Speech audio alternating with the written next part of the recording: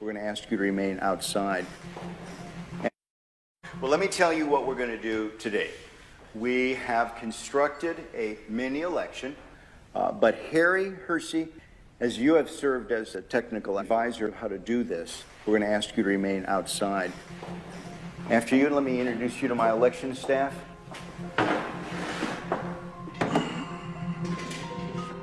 To ensure that we've not prepared some sort of a device that has been pre-rigged, pick the number, and then we'll grab that unit, and that will be the device that we will count the ballots on.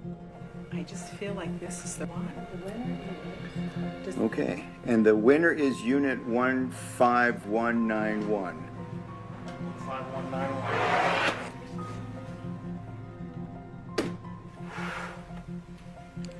What we have here is a programmed optical scan ballot. There is only one question on this ballot. Can the votes on the Diebold system be hacked using the memory card? I have only touched the memory card, not the other parts of the Diebold election system, which is going to be used today. Only the memory card. And I can certainly speak for myself and Harry, and that we're going to vote yes. All right, then let's have the rest of us vote no. Two individuals, Hugh and Harry, will be voting yes. The rest of us will be voting no. And then we'll scrutinize the ballots afterwards to ensure that that is indeed the mark. I will say that I'm wrong and Diebold is right, and I'm going to say no, they cannot be hacked. It's impossible. So I vote no. I'm going to film myself voting. Excuse me. I'm going to mark this ballot no.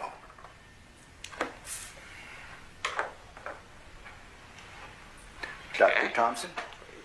I am going to mark this ballot yes. I've seen some pretty concerning things.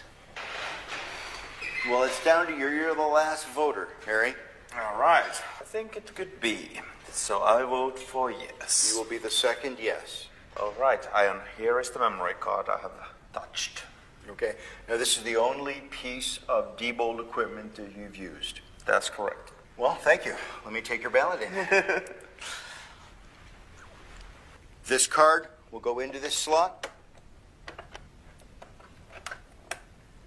The next activity that the election worker does on the morning of the election is turn the machine on, making it live to receive votes. When you do that, this machine will produce what is called a zero total tape. The machine is going through a self-test analysis, and then it'll spontaneously turn on.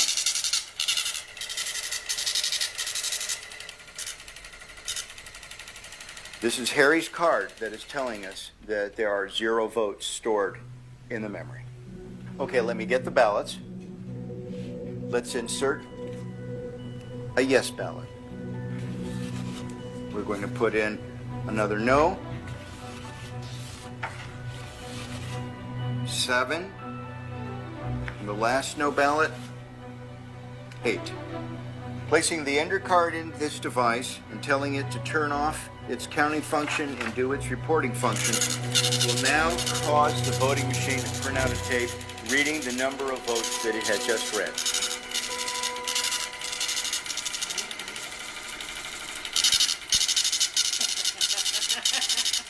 Oh my. Oh no! What is it? What is it? 7 yes, 1 no. Oh my God! Oh my gosh. Let me see. Here's the tape. 7 people said it could be hacked. And we put through 6 and 2. 6 no's no's and 2 2 yes. yeses. Oh my gosh, do you know what this means? How do we know that Harry didn't just change the report and the votes themselves on the memory card are still correct? If that was the case, when they go into GEMS, the results would be different, isn't that right? I mean, the only way to know that is to read them into GEMS and to check the vote See totals. what GEMS says. Should we do that? I think we should, because I want to confirm for my own analysis, is this just a superficial Right, that's a good hack? In other words, question. did we just change the words on this paper? And we will upload this memory card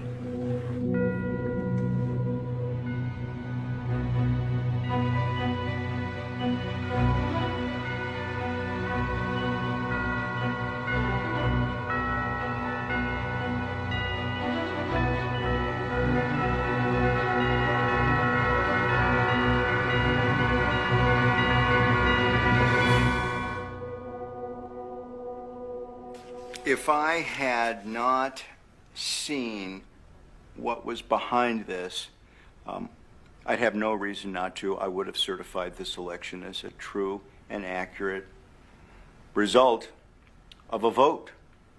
Susan, what does this mean for you? Makes me cry. I'm sorry, but it does. Why?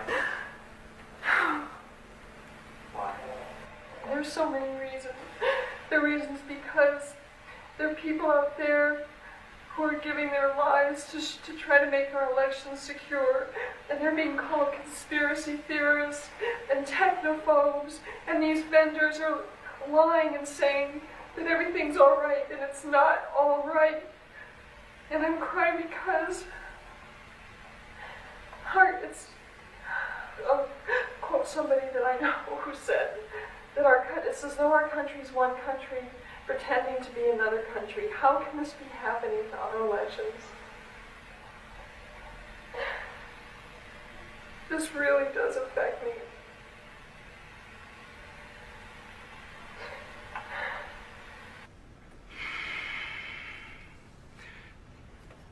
I don't know exactly how to describe what I saw here.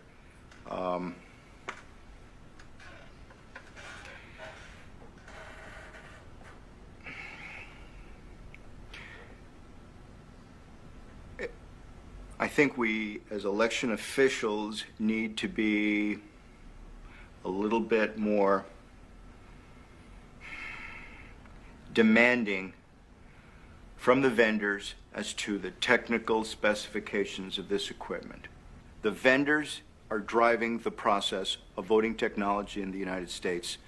I would much rather, at this point, I think, focus on allowing citizens to select technology that satisfies their needs.